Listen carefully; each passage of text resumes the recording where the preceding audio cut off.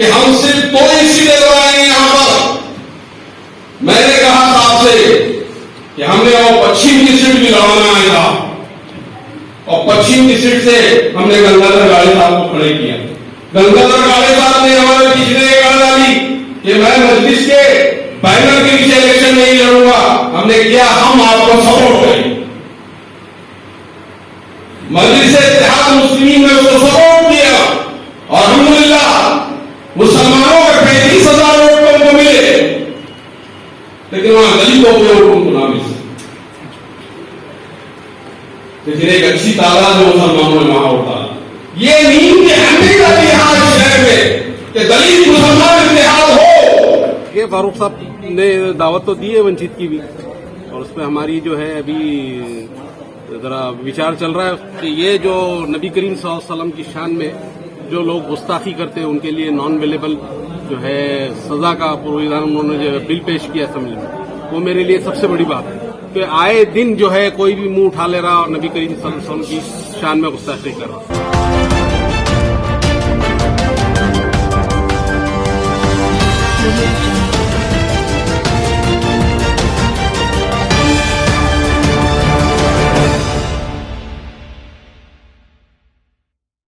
Mob लिंचिंगच्या विरोधात कडक कायदा करणं हा आमचा अजेंडा आहे।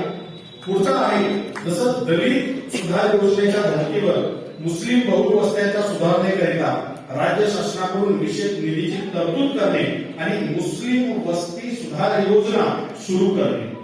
दलित वस्ती सुधार योजना आहे, त्याचा स्वतंत्र निधी येतो आणि त्या वस्त्यांमध्ये पिण्याच्या पाण्याचे नळ असतील, रस्ते असतील, लाईट असतील, या सगळ्या सुविधा पुरवल्या जातात। त्याच पद्धतीने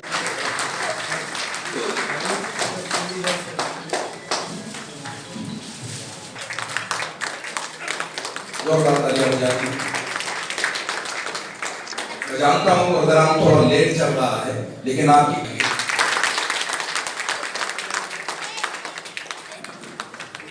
अब जनाब जावेद कुरैशी साहब का इस्तेमाल जमीन साहब करें। पहले औरंगाबाद की सियासत में एक नया इख्तलाफ लाने वाली ये शख्सियत है। इन्हें मैं क्या कहूँ, ये अलग बात के खामोश खड़े रहते हैं, फिर भी जो लोग बड़े हैं वो बड़े रहते हैं। ऐसे दरवेशों से मिलता है हमारा शिजरा, जिनके जूतों में कई ताज पड़े। क्या बात है।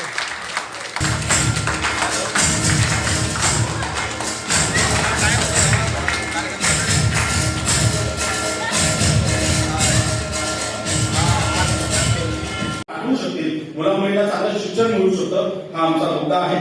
राज्य सरकारकडून घेण्यात येणाऱ्या एमपीएससी, बँक भरती, पोलीस भरती, सैन्य भरती आणि विविध स्पर्धा परीक्षांच्या पूर्वतयारीसाठी विशेष योजना राबवून प्रशिक्षण देण्यात येईल, हा अतिशय महत्वाचा मुद्दा आहे।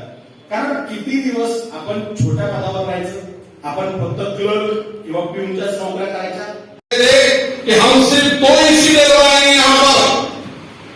मैंने कहा था आपसे कि हमने वो पश्चिम की सीट भी लड़ाना आएगा और पश्चिम की सीट से हमने गंगाधर गाड़े साहब को खड़े किया। गंगाधर गाड़े साहब ने हमारे पिछले गाड़ डाली कि मैं मजलिस के पैनल के पीछे इलेक्शन नहीं लड़ूंगा। हमने किया, हम आपको सपोर्ट करें। मजलिस इत्तेहाद मुस्लिमीन ने उसको सपोर्ट किया और अल्हम्दुलिल्लाह मुसलमानों के 35,000 वोट उनको मिले, लेकिन वहां दलितों के वोट उनको ना मिले। लेकिन एक अच्छी तादाद में मुसलमानों ने वहां होता। ये नींद की अहमियत है आज शहर में कि दलित मुसलमान इत्तेहाद हो, और वो इत्तेहाद ने यहां पर बहुत बड़ा कारनामा करके दिखाया। महाराष्ट्र के अंदर औरंगाबाद एक वाहिद मिसाल है दलित और मुसलमानों के इत्तेहाद की, जिसने एक नंबर ऑफ पार्लियामेंट भेज दिया। और यहां का रेशो 2008-2009 में मैं भी असेंबली का इलेक्शन लड़ा, मुसलमानों के बीच में हम गिड़गिड़ा रहे थे। कांग्रेस एनसीपी हमको भड़का रही थी कि तुम्हारा स्पीकर ही नहीं है, तुम्हारा नंबर ही नहीं है, तुम चुन के नहीं आ सकते, तो तुम फिर इलेक्शन क्यों लड़ रहे? सेकुलर पार्टी है, उसको चुन के आन दो। हमने हिम्मत की, जैसी जैसी लगड़ी लूली टूटी फूटी, जैसी भी साजो सामान नहीं है, तो साजो सामान नहीं है तो नहीं है कि 313 के बीच में कोई साजो सामान था हमारे पास है कुछ? अगर कुछ था तो ईमान था, ईमान, बाकी कुछ नहीं था। और उसी अल्लाह के भरोसे पे हमने 2009 में इलेक्शन लड़ा और अल्हम्दुलिल्लाह इस टूटी फूटी हालत में हमने 13,000 वोट हासिल किए। और उन लोगों को बताया कि तुम जो बोलते थे कि तुम्हारे 25-30 हजार वोट पड़ते थे, उस जमाने में हमने 150 वोट गिरा के बताया। ये तहरीक को हमने शुरू किया और 150,000 वोट गिरा के बताए। ठीक है, हमारी को कामयाबी नहीं मिली, मुसलमानों के जहन से सेकुलरिज्म का भूत नहीं निकला, वो सेकुलर बने, सेकुलर पार्टीज को वोट देंगे, नाम यहां सेकुलर पार्टीज काम आया तो आज तक लटका के बैठे, तुम्हारा रिजर्वेशन अभी तक नहीं दिए। और अभी मुसलमानों के बीच में बहुत सारे लोग रिजर्वेशन का बहुत डंका बजा रहे। हमने 2013 के अंदर सबसे पहले जो है रिजर्वेशन का एक बड़ा जलसा लिया। वो रिजर्वेशन के जलसे में निहाल अहमद साहब थे, वो रिजर्वेशन के जलसे में असदुद्दीन अवैसी थे और बहुत सारे लोग थे वही रिजर्वेशन के जलसे में। और अब कुछ लोग रिजर्वेशन के ऊपर नाचे, मैं शाहरुख खान बोले क्यों नाचे? क्या कॉर्पोरेशन के इलेक्शन बहुत करीब है, तो ये क्यों तुम्हारे, मैं क्या बोलूं यार, मेरी जबान बहुत इधर उधर फिसल थी, यहाँ बहुत पौधे पर लोग बैठे हैं तो इसलिए जबान में फिसलना नहीं चाह। तो जो लोग 2013 में रिजर्वेशन के ऊपर बात करके जो आए, तो 2021 में फिर उनको रिजर्वेशन नहीं आया। 2021 में उनको फिर रिजर्वेशन याद आया। तो ये 8 साल आपने क्या उठाए? 8 साल ये रिजर्वेशन की मुहिम को क्यों बंद रखे? मैं गौरव साहब ताई आपको भरोसा दिलाता हूं, आज इस मंच से रिजर्वेशन की एक तहरीक शुरू होगी इंशाअल्लाह। और हम इंशाअल्लाह वंचित बहुजन आघाड़ी मुस्लिम इत्तेहाद फ्रंट के बैनर पे साथ में रिजर्वेशन की एक तहरीक शुरू करेंगे। और सिर्फ मुसलमानों के लिए लड़ना नहीं है, अभी कोर्ट ने ओबीसी का रिजर्वेशन को बिहार कर दिया, अब वो ओबीसी का रिजर्वेशन नहीं है। मैं उन सारे ओबीसी के लोगों से कहता हूं कि वो इस वंचित बहुजन आघाड़ी अल्पसंख्यक समुदाय के तो सारे सवाल जो है, मसाइल जो है, इससे हमारा परिचय है वो आज नहीं हुआ है, हम देखते आए हैं। ये हमारे भाई और बहन हैं और इनके बारे में जो सच्चर आयोग जैसे अहवाल आए हैं, जिसमें से बहुत सारी परिस्थिति गिनाई गई है। हम देख भी रहे हैं कैसा हो रहा है और हम ये मानते हैं कि ये जो यहाँ के पोलराइजेशन की पूरी राजनीति यहाँ के आरएसएस चला रही है, उसके खिलाफ हम डटकर अगर खड़े नहीं रहेंगे तो जो सारा संविधान का कानून यहाँ के वंचितों के लिए लिखा गया है, वो कानून से भी हाथ धोना पड़ेगा सबको। तो सबने साथ आके यहाँ का जो पूरा प्रस्तापित राजनीति है, जो घराणेशाही की राजनीति है, ऊंची जातियों की राजनीति है, उसके खिलाफ ये पूरी जी वंचित अलग अलग तबके में बटी हुई समाज है, उन्हें साथ आके एक दूसरे के हाथ जुटाने चाहिए, ताकत बनानी चाहिए और यहाँ की राजनीति पलटनी चाहिए। औरंगाबाद महानगर पालिका के चुनाव होने वाले हैं कुछ महीनों में, क्या इसमें वंचित बहुजन आघाड़ी और एमआईएम की जो है आघाड़ी हो सकती है भविष्य में? नहीं, इसकी तब तक कोई गुंजाइश नहीं, क्योंकि हम ऐसा मानते हैं कि एक लोकसभा के अंदर जो एक सेक्युलरिज्म का मिसाल औरंगाबाद की जनता ने पेश किया था, उसको हराने का काम इन्होंने किया। और हम ये मानते हैं कि जब तक इनका ये जो है, ये यहाँ का जो ओबीसी है, जो सेक्युलर होके इम्तियाज भाई के पीछे खड़ा रहा, उसको जब तक ये एहसास नहीं दिलाते कि उनकी राजनीति बदल गई है और वो अभी सेक्युलरिज्म की राजनीति करेंगे, तब तक इनके साथ जाने की कोई गुंजाइश नहीं। मुस्लिम इत्तेहाद फ्रंट के जो जावेद कुरैशी है, भी वंचित के साथ उन्होंने काम करने का ये किया है, तो कौन से मुद्दे पर वो काम करने वाले हैं आपके साथ? वो तो सब मुद्दे पर मुझे ऐसे लगता है कि सेक्युलरिज्म के मुद्दे पर है, वो आरक्षण के मुद्दे पर है, जो हेट स्पीच प्रोहिबिशन एक्ट है उसके मुद्दे पर है। सब मुद्दों पर हम साथ रहेंगे। आज का जो थीम था उसका अनुमान था मुसलमानों का सियासी मुस्तकबिल और वंचित बहुजन आघाड़ी का नजरिया। इस पर जो है अच्छी सैर हासिल गुफ्तगू हुई, जिसमें ना फारूक अहमद साहब ने, जावेद कुरैशी ने, रेखा ठाकुर साहब ने और सिद्धार्थ मुखर्जी साहब ने जो है मुसलमानों को लेकर क्या क्या जो प्रॉब्लम है मुसलमानों से और उसका हल क्या है वंचित बहुजन आघाड़ी में, उस पर जो है तफसील से बातचीत की और मुसलमानों को बताया कि प्रकाश अंबेडकर साहब और जो है वंचित बहुजन आघाड़ी मुसलमानों को लेकर उनकी तालीमी, माशी, सियासी जो तरक्की के लिए क्या प्रोग्राम रखते हैं।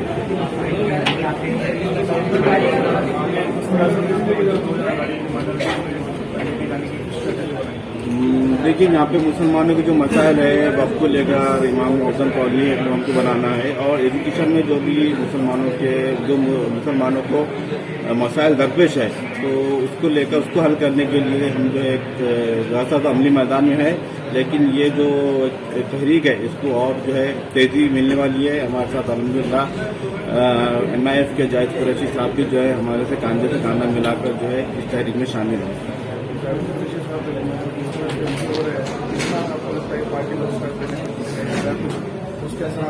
अल्हम्दुलिल्लाह इसके बहुत अच्छे असरात रहेंगे। आप सब जानते हैं कि माजी में जो है जावेद साहब ने एक जो पार्टी आई थी जिसके पीछे कोई लोग नहीं थे, लेकिन जब जावेद साहब खड़े हुए और उन्होंने जब लोगों को आवाज़ लगाई तो फिर आपने देखा कि सरों का एक समंदर जावेद साहब के पीछे था। तो अल्हम्दुलिल्लाह जो है हमें पूरी उम्मीद है कि इस मरतबा भी जो है वंचित बहुजन आघाड़ी के साथ जब हमारे जावेद कुरैशी साहब आएंगे तो इसी तरह दोबारा जो है एक सरों का समंदर उमड़ पड़ेगा। नहीं, सियासत में तो हम है भाई, सियासत में वक्तन फौक्तन जो है जैसे जैसे मसाइल रहते जो भी मुसलमानों के बोलो और लोगों के बोलो तो हम जाते रहते और आते रहते। कारपोरेशन के मसाइल है तो कारपोरेशन में पहुंचेंगे और किसी जगह के मसाइल है तो वहां पहुंचेंगे। तो आना जाना तो लगा हुआ है सियासत में। हाँ, कम हुआ ये बोल सकते तुम। क्या आप वंचित में प्रवेश करने वाले हैं? अभी देखिए, फारूक साहब ने दावत तो दी है वंचित की भी और उस पर हमारी जो है अभी जरा विचार चल रहा है उस पर कि क्या किया जाए क्या नहीं किया जाए। तो हमारी जो टीम है मुस्लिम इत्तेहाद फ्रंट की, वो टीम से भी मशवरा होगा और उसके बाद ही कोई फैसला लिया जाएगा इंशाअल्लाह। कौन से वंचित के कौन से मुद्दे पर आपका इत्तेहाद हुआ है? नहीं, मैं प्रकाश अंबेडकर साहब से जो है बहुत ज्यादा मुतासिर हुआ। उसकी वजह से देखिए है कि ये जो नबी करीम सल्लल्लाहु अलैहि वसल्लम की शान में जो लोग गुस्ताखी करते हैं उनके लिए नॉन अवेलेबल जो है सजा का प्रोविजन उन्होंने जो बिल पेश किया असेंबली में, वो मेरे लिए सबसे बड़ी बात है। बाकी चीजें इतनी ज्यादा अहमियत नहीं है, लेकिन ये बहुत अहम है कि आए दिन जो है कोई भी मुंह उठा ले रहा और नबी करीम सल्लल्लाहु अलैहि वसल्लम की शान में गुस्ताखी कर रहा। ये एक बात थी जो प्रकाश अंबेडकर साहब की जिसकी वजह से उन्होंने मुझे जो है यहाँ तक खींच के लेके आए। खासदार पर बहुत सारी टीका आपने आज की है, टिप्पणी की है, तो ये तलमलाहट आज आपके जबान पर दिखाई दी। क्या बोला भाई, मैंने खासदार को कुछ नहीं बोला। वो मसल डालने की बात करता, मैंने तो कुछ भी बोलना, मेरे को डर लगता बहुत ज्यादा, इसलिए मैं कुछ बोलता नहीं ज्यादा। और जो हकीकत थी मैंने उसको पेश किया कि वंचित बहुजन आघाड़ी और दलितों की जो वोटिंग जिस तरीके से मजलिस इत्तेहादुल मुस्लिमीन को मिली थी और जिस तरीके से उन्होंने जो है असेंबली के अंदर पलट मारी, तो वो बहुत ज्यादा बुरा था। ये ईमानदारी नहीं है, ये बेईमानी है और हम ईमानदार के हामिल लोग हैं। तो जो बेईमानी अगर करेंगे तो उसके ऊपर नुक्ताचीनी तो होंगी, उसको नहीं छोड़ा जाएगा। मैंने कुछ नहीं बताया कौन जिम्मेदार है। फारूक साहब ने परसों एक इंटरव्यू दिया था और उसमें उन्होंने उनको चैलेंज किया था कि इत्तेहाद किसने तोड़ा और क्यों तोड़ा। तो अगर साबित करते कि इत्तेहाद हमने नहीं तोड़ा तो उन्होंने बोलना चाहिए। जैसा फारूक साहब ने चैलेंज करके बताया कि इत्तेहाद हमने नहीं तोड़ा, पहला जो लेटर आया था वो मजलिस इत्तेहादुल मुस्लिमीन की तरफ से आया। तो अगर उन्होंने इत्तेहाद तोड़ा तो क्यों तोड़ा। और ये तो मुसलमानों ने भी सवाल करना चाहिए भाई। 1.25 लाख वोट जो है दलितों ने मुसलमानों को दिया है, कोई मजाक है क्या।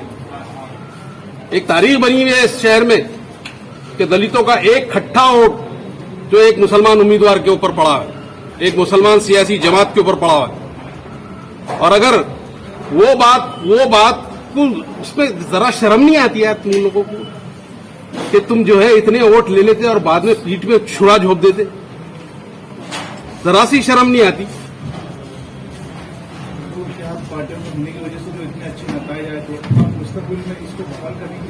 इसके लिए कोशिश करेंगे, मुसलमानों की जहनसाजी का काम हम इंशाअल्लाह शुरू करेंगे।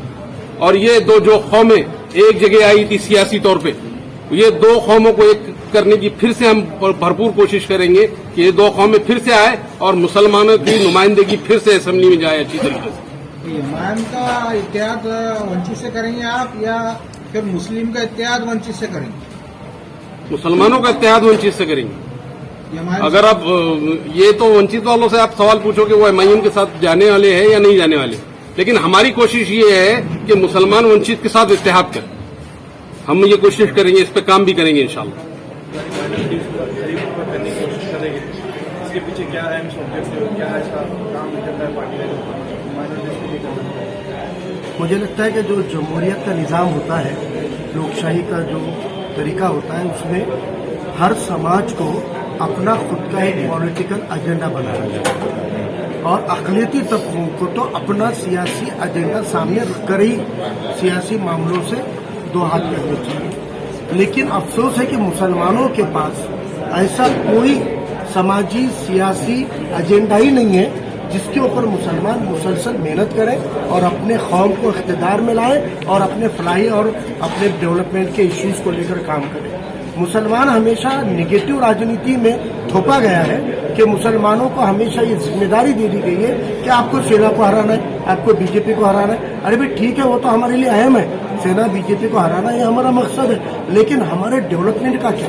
हमको अपने डेवलपमेंट, अपनी नुमाइंदगी, अपने चुन के आने की फिक्र को भी लेकर काम करना चाहिए। हम समझते हैं महाराष्ट्र के मुसलमानों के लिए औरंगाबाद एक ऐसा मरकज है, औरंगाबाद एक ऐसा कैपिटल है जहाँ के मुसलमान बड़े बेदार हैं, बड़े बहादुर हैं और वो सियासी दिशा को समझते हैं और तब्दीली करने का दम रखते हैं। पूरे महाराष्ट्र में कांग्रेस एनसीपी के जंजाल से आज़ाद होकर एक नया मुतबादिल ढूंढने का हौसला भी, मनगढ़ का दम भी औरंगाबाद की आवाम ने दिखाया है। तो हमको लगता है कि वंचित और मुसलमानों का एक ऐसा इत्तेहाद हो जो दिल्ली के इलेक्शन से लेकर दिल्ली के इलेक्शन तक मुसलमानों को अपनी पॉपुलेशन के रेशियो में नुमाइंदगी देता हो, चुन के लाने के लिए कोशिश करता हो और मुस्लिम इत्तेहाद के साथ में वोट करने वाला भी कोई सियासी कायद सामने आना चाहिए, पार्टी आनी चाहिए। आज वंचित बहुजन आघाड़ी ने ये हिम्मत दिखाई कि मुसलमानों को लेके वंचित का क्या एजेंडा है वो हमने अवामी मीटिंग के अंदर आके कहा है और हम आगे अब तक क्या किए वो भी बताया, आगे क्या करेंगे ये भी बताया। मेरा दिगर पार्टियों को भी चैलेंज है, खाली मुसलमानों की वोट लेने की अलग अलग साजिशें मत करो, एक बार ऐसे अवामी मीटिंग लो और बताओ कि आपने माजी में क्या किया, मुस्तकबिल में क्या करने वाले हो, हाल में तुम्हारे पास क्या हाल है। ये कांग्रेस और एनसीपी जैसी दोगली और सेक्युलर पार्टियों को भी मुझे लगता है हिम्मत दिखानी चाहिए, नहीं दिखा सकते तो मुसलमानों से वोट लेने की तवक्को नहीं करें।